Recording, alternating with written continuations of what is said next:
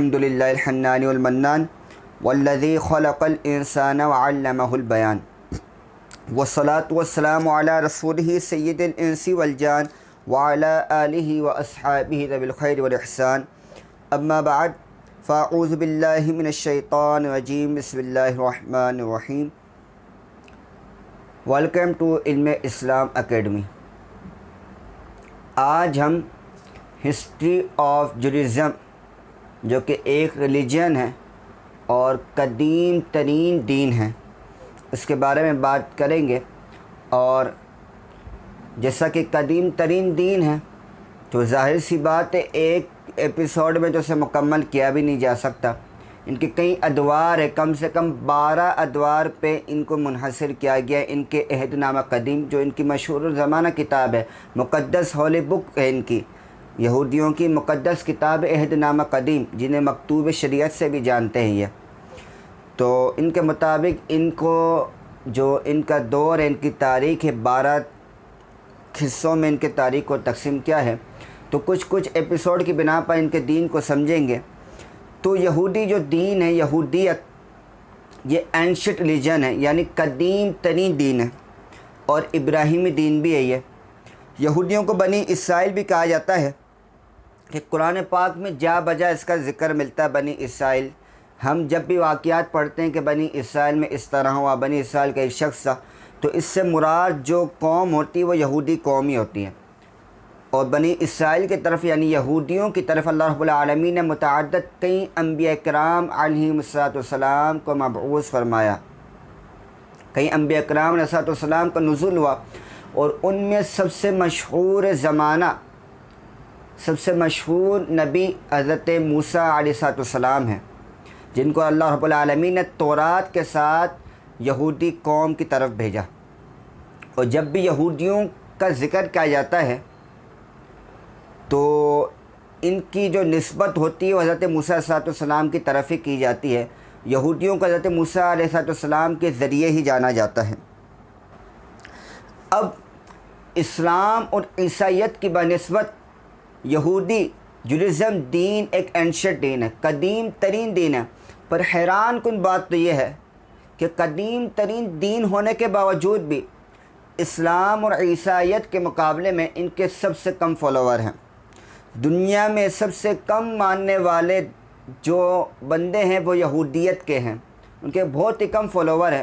وجہ کیا ملتی ہے ان کی کتابوں میں؟ کیونکہ ان کا ایک طریقہ ہے کہ یہ ان کے ہاں مذہب کی تبلیغ نہیں کی جاتی، مذہب کی تبلیغ نہیں کی جاتی، مذہب کی دعوت نہیں دی جاتی۔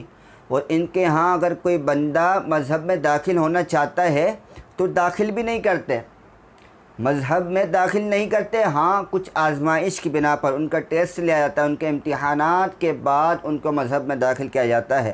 تو ان وجہوں سے ان کے جو دین ہے اس کے فالوورز کم ہیں، جبکہ دین تمام اسلام اور عیسائیت کی بنسبت سب سے قدیم دین ہے۔ یہودی مذہب وہ آسمانی مذہب ہے جس کا اکتفا تورات شریف، تالمود جو ان کی کتاب ہے، اور علماء، مفتیان اور قضات یہود، یعنی جو یہود کے جو لوگ تھے فیصلہ کرتے تھے، قضات یہود، ان کی بنا پر ان کی تعلیم یعنی یہودیت مذہب کا انحصار ہے۔ حالانکہ مذہب آسمانی مذہب ہے، پھر بھی تورات شریف کو چھوڑ کے انہوں نے قضات یہود سے فیصلہ لیتے ہیں، مفتیان سے فیصلہ لیتے ہیں، اور تالمود جو ان کی خود کی کتاب ہے اس کے ذریعے فیصلہ کرتے ہیں۔ اب آج کل کے زمانے میں اگر ہم یہودی کی بات کریں، ان کی تاریخ کو دیکھیں، تو ان کا جو مذہب ہے وہ بالکل متشکل ہو چکا ہے۔ ان کے مذہب کی کوئی شکل باقی نہیں رہی کہ جس کے ذریعے ان کے مذہب کو پہچانا جائے۔ وجہ کیا ہے؟ کیونکہ زمانہ گزرتا رہا، جس طرح میں نے پہلے عرض کر چکا کہ یہ دین ہے یہودیت قدیم ترین دین ہے، زمانہ گزرتا گیا تو اس وجہ سے ان کی کتابوں میں تحریف ہوتی گئی، تو اصل دین جو یہود کا اصل دین تھا یہودیوں کا، وہ پہچاننا مشکل ہو چکا ہے۔ تو اب ان کے مذہب کی پہچان کس طرح ہوگی؟ ان کے مذہب کی جو پہچان ہے وہ انہی کی اپنی کتابیں جو انہوں نے رکھی ہیں، تاریخی کتابوں سے پتہ چل سکتا ہے کہ ان کی مذہب کی اصل پہچان کیا ہے۔ وغیرہ اگر کتابوں کو ان کا دیکھا جائے، تورات شریف وغیرہ کو دیکھا جائے تو معاذ اللہ وہ تو تحریف شدہ ہو چکی ہیں، اور خود نے لوگوں نے اپنی اپنی طرف سے اس میں آیتوں کا اضافہ کر دیا ہے اور اپنی طرف سے باتوں کو ملا دیا ہے کہ جس سے اصل مذہب کے بارے میں معلوم ہی نہیں پڑتی ہمیں۔ یہودی مذہب کے بارے میں جو یہود خود بیان کرتے ہیں کہ ان کے مذہب کی ابتدا کس سے ہے، تو یہود یعنی اہل کتاب جو ہے یہ اپنی نسبت کرتے ہیں حضرت ابراہیم علیہ نبی جینا علیہ السلام کی طرف۔ حضرت ابراہیم علیہ نبی جینا علیہ السلام ایسی عظیم اور پروقار شخصیت ہے کہ دنیا کے سب سے بڑے دین، تینوں دین اسلام، کرسچینٹی اور جیوازم، تینوں ان کو فالو کرتے ہیں، اور تینوں کے مذاہب کی ابتدا حضرت ابراہیم علیہ السلام کے ذریعے ہوئی۔ اسی وجہ سے تینوں دین ان کو ابو الانبیاء، فادر آف انبیاء بھی مانتے ہیں، اور علماء کے تخمینے کے مطابق جب اس کی ریسرچ کی گئی، تمام انبیاء جتنے بھی اللہ رب العالمین نے دنیا میں، عالم دنیا میں بھیجے انسان کی ہدایت کے لیے، اس کی رشد و ہدایت کے لیے، اس کو تعلیم دینے کے لیے کہ تیرا رب ایک یکتا ہے، وحدہ لا شریک ہے، اس کے لیے اللہ رب العالمین نے جتنے انبیاء کرام اس عالم دنیا میں بھیجے، آدھے سے زیادہ انبیاء کرام اور رسول، تمام انبیاء میں سے آدھے سے زیادہ انبیاء اور رسول حضرت ابراہیم علیہ نبی جنا علیہ السلام کی اولاد میں سے ہے۔ جیسا کہ حضرت اسحاق علیہ السلام، حضرت یعقوب علیہ السلام بھی ان کے اولاد میں سے، حضرت یوسف علیہ السلام، حضرت موسیٰ، حضرت ہارون، حضرت سلیمان علیہ السلام، حضرت شمبیل، حضرت الیسع اور حضرت یونس علیہ السلام، حضرت زکریا، حضرت یحییٰ علیہ السلام، اور جناب احمد مجتبیٰ حضور صلی عالم صلی اللہ تعالی وسلم بھی حضرت ابراہیم علیہ نبی جنا علیہ السلام کے دین میں سے ہیں۔ اور حضرت ابراہیم علیہ نبی جنا علیہ السلام خود بذات خود حضرت نوح علیہ السلام کی 10ویں نسل یعنی 10ویں پشت سے تعلق رکھتے ہیں، اور حضرت نوح علیہ السلام کے بیٹے حضرت سام سے نسلاً منسوب ہے۔ اسی وجہ سے جو یہود ہیں نا، ان کا ایک نام ہے سیمیٹک ریلیجن، یعنی سامی ریلیجن۔ وجہ کیا ہے؟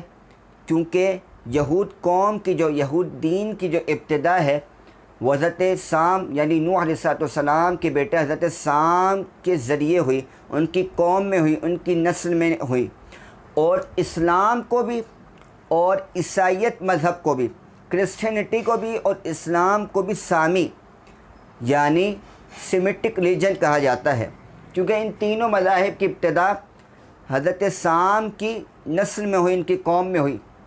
پر یہ بات یاد رکھیں گا، اگر ان مذاہب کی ابتدا ان کی نسل میں ہوئی ہے تو یہ لازمی نہیں کہ نسل میں ہوئی ہے تو اسی نسل تک ان مذاہب کو محدود رکھا جائے گا۔ اب اسلام کو دیکھیں کہ عالم دنیا کی ہر خطے میں اسلام کا نام روشن ہے، ہر جگہ اسلامی دین کے فالوورز پائے جاتے ہیں، اور اسلام تو ہمیں کیا ہی پیارا درس دیتا ہے۔ اسلام تو کہتا ہے نا کہ نسل کی تخصیص پر اسلام فضیلت دیتا ہی نہیں ہے، کہ کسی کالے کو کسی گورے پر فضیلت نہیں ہے، اور کسی اعلیٰ نسب والے کو چھوٹے نسب کم نسب والے پر فضیلت نہیں ہے۔ اسلام کہتا ہے فضیلت کا دار و مدار کس پر ہے؟ قرآن فرماتا ہے انما المؤمنون اخوہ، کہ محض ایمان والے مومنین تو بھائی بھائی ہیں۔ اور قرآن کے ذریعے ہمیں پتہ چلتا ہے کہ جو لوگ ہیں ان میں آپس میں کوئی فضیلت نہیں ہے۔ فضیلت کہاں ہے؟ قرآن سے پوچھتے ہیں، قرآن کہتا ہے ان اکرمکم عند اللہ اتقاکم، کہ تم لوگوں میں سب سے زیادہ عزت دار اللہ کے نزدیک، اللہ کے حضور سب سے زیادہ عزت والا کون ہے؟ اتقاکم، جو تم میں سب سے زیادہ متقی ہے، سب سے زیادہ ڈرنے والا ہے، اللہ رب العالمین کا خوف رکھنے والا ہے، وہ متقی ہے۔ فضیلت کا دار و مدار اسلام میں وہ تقوی پر ہے، نہ کہ کسی رنگ پر، نہ کسی نسب پر، نہ کسی نسل پر۔ جبکہ یہود اپنے نسلی تفاخر اور اپنی قوم میں انبیاء و سلاطین کی کثیر تعداد سے اتنے غرور و تکبر میں مبتلا ہو گئے کہ جہاں ایک وقت میں دنیا کی افضل ترین قوم شمار ہوتے تھے، غرور و تکبر کی وجہ سے خدا کی نظر سے اتنے زیادہ گرے کہ ان پر قرآن کی زبان میں لفظ مغضوب کا اطلاق کیا گیا۔ رب العالمین نے ان کی طرف کثیر انبیاء کرام کو بھیجا، اور ان کا جو عروج ہے، ان کی جو ابتدا ہے وہ حضرت سام کی نسل میں ہوئی۔ تو ان دو بنیاد پر انہوں نے اپنی قوم پر فخر کیا، اپنی نسل پر فخر کیا۔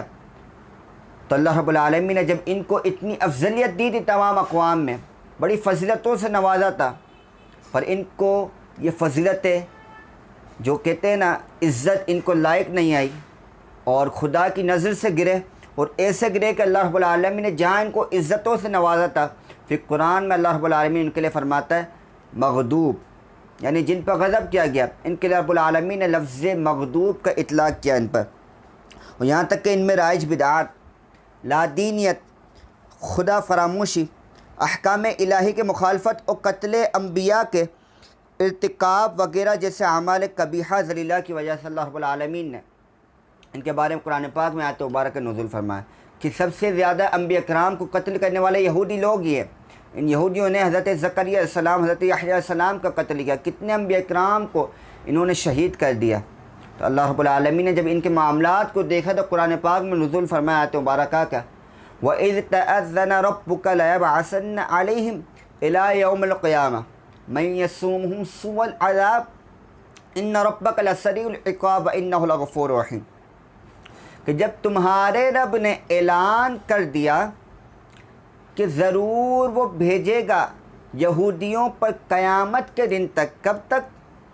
قیامت کے دن تک ایسوں کو کہ جو ان کو برا عذاب پہنچاتے رہیں گے، جو ان کو تکلیفیں دیتے رہیں گے۔ اللہ رب العالمین نے فرما دیا قیامت کے دن تک ان پر ایسی چیزوں کا اللہ رب العالمین نزول فرمائے گا۔ اور اللہ رب العالمین فرماتے ہیں ان ربک لسریع العقاب، اور تمہارا جو رب ہے اس کا عذاب جلد آنے والا ہے۔ تو اللہ رب العالمین ان کے اعمال سے غافل تو نہیں ہے۔ جب اللہ رب العالمین نے ان کو عزتوں سے نوازا تو ان کو عزت لائق نہیں آئی، انبیاء کرام کو شہید کیا، لادینیت میں پڑ گئے اور جھوٹے فیصلے کرنے لگے، امراء کے لیے الگ فیصلہ کرنے لگے، غریبوں کے لیے الگ فیصلہ کرنے لگے، خدا فراموشی میں لگ گئے، وحشیانیت میں لگ گئے، وحشی چیزوں میں لگ گئے۔ اللہ رب العالمین نے ان پر مغضوب کا اطلاق کر دیا۔ پر بات افسوس سے یہ کہنی پڑتی ہے کہ آج مسلمان جن کو اللہ رب العالمین نے قرآن کریم جیسی کتاب عطا فرمائی، اور یہ تحفہ اس امت کے لیے ایک ایسا معجزہ ہے جو قیامت تک باقی رہنے والا معجزہ ہے، میرے آقا کریم صلی اللہ علیہ وسلم کا، ایسی کتاب نازل فرمائی کہ جس کے چوتھائی حصے میں رب العالمین نے یہود بنی اسرائیل کی تاریخ، ان کے واقعات، ان کے عادات، ان کے خصائل اور ان کی حرکتوں کو اور ان کے ارتداد اور مفسدانہ ذہنیت کو جو عالم انسانی کے لیے فساد کا سگنل ہے، اللہ رب العالمین تمام کو بتایا کہ جو یہودیت ہے، ان کے مفسدانہ جو ذہنیت ہے وہ عالم انسانی کے لیے فساد کا سگنل ہے۔ اللہ رب العالمین تمام کو قرآن پاک میں بیان کر دیا، پر ایک مسلمان کے پاس اس کتاب کے ہونے کے باوجود بھی یہودیت کی تعلیم نہیں ہے اس کے پاس کہ یہود کون سے لوگ ہیں۔ ہونا تو یہ چاہیے تھا کہ روئے زمین میں مسلمان سے زیادہ یہود کو کوئی جاننے والا نہ ہو، پر آج عالم کیا ہے کہ مسلمان جانتا نہیں، حالانکہ قرآن پاک میں یہودیت کی تاریخ کو، ان کے واقعات کو، ان کے حرکات کو، ان کے تمام معاملات کو اللہ رب العالمین نے ایسا بیان کر دیا ہے کہ یہود بھی اپنے آپ کو اتنا نہیں جانتے ہوں گے کہ جتنا رب العالمین نے ہمیں بیان کر دیا ہے۔ اگر مسلمان بندہ قرآن پاک کی تعلیم حاصل کرے، قرآن کو تفاسیر کے ساتھ پڑھے، تو اسے معلوم ہو جائے کہ یہودیت کیسا دین ہے، یہودیت کے بارے میں اسے یہودیوں سے زیادہ تعلیم ہوگی۔